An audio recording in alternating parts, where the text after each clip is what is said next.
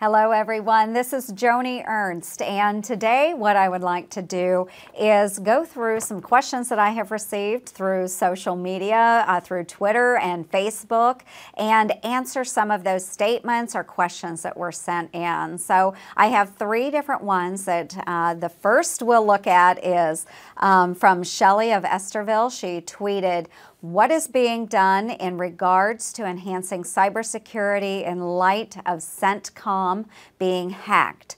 For those that aren't aware, CENTCOM is Central Command, and it is part of our military system. So what we are doing about that, and first I want to reassure Shelley that the federal government does take this very seriously, as does the Department of Defense.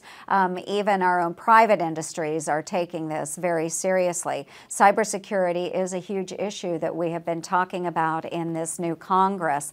We have had hearings on this very topic, both in the Armed Services Committee as well as the Homeland Security Committee, and I do sit on both of those committees. So we are taking it seriously. We are taking a look at how we do business within the DoD and making sure that our systems are secure. We do face threats out there from others such as Russia and China and North Korea that seem to be moving ahead of us just a little bit when it comes to their hacking abilities. So we want to make sure that we are bolstering our cyber security. So we are taking this very, very seriously.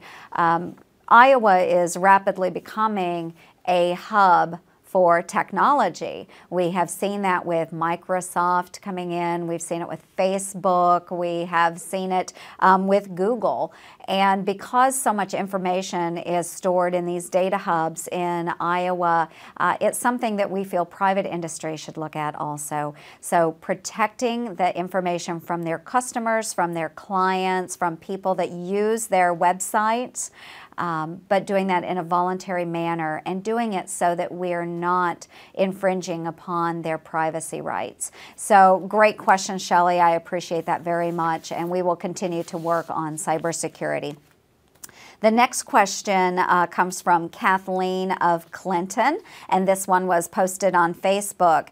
She simply said, "Pipeline needed and get rid of Obamacare." And Kathleen, thank you very much. I am proud to be a co-sponsor of the Keystone XL pipeline bill, and that did move through the Senate. So it has moved through the Senate. We are sending that to the President's desk, and I hope that you will join me in encouraging the President to sign this Keystone XL jobs bill. I do believe that this will create billions of dollars of strength within our economy, and it will put thousands of American workers into jobs and great construction jobs. So I look forward to that. I think we'll have continued debate on that, at least with the President, and I do hope that he will sign that legislation into law.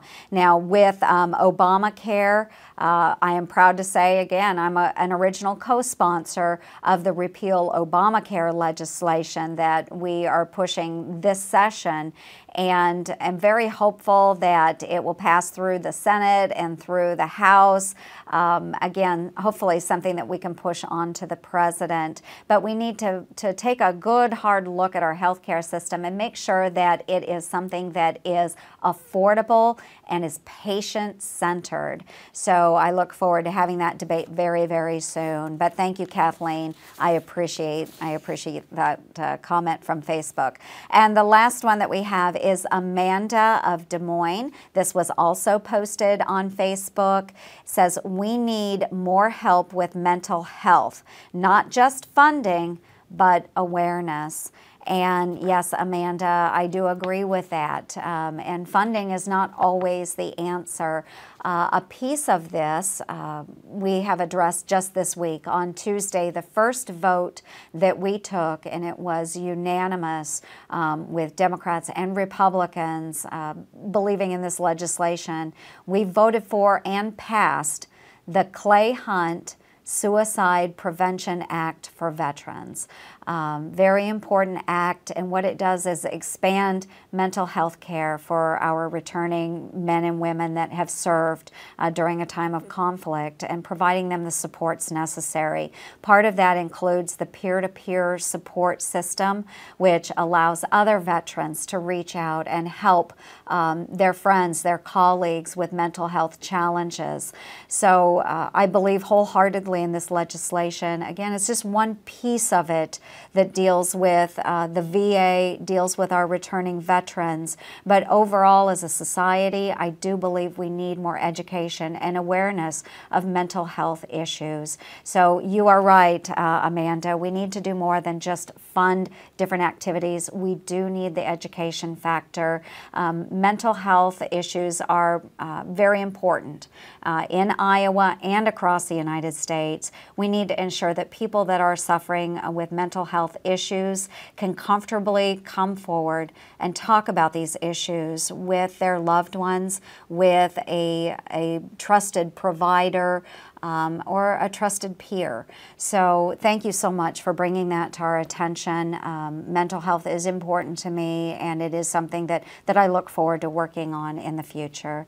So those were the 3 issues that came from Twitter, from Facebook. I look forward to other additional questions and statements coming from you in the future and answering some of those. Thank you so much for joining us.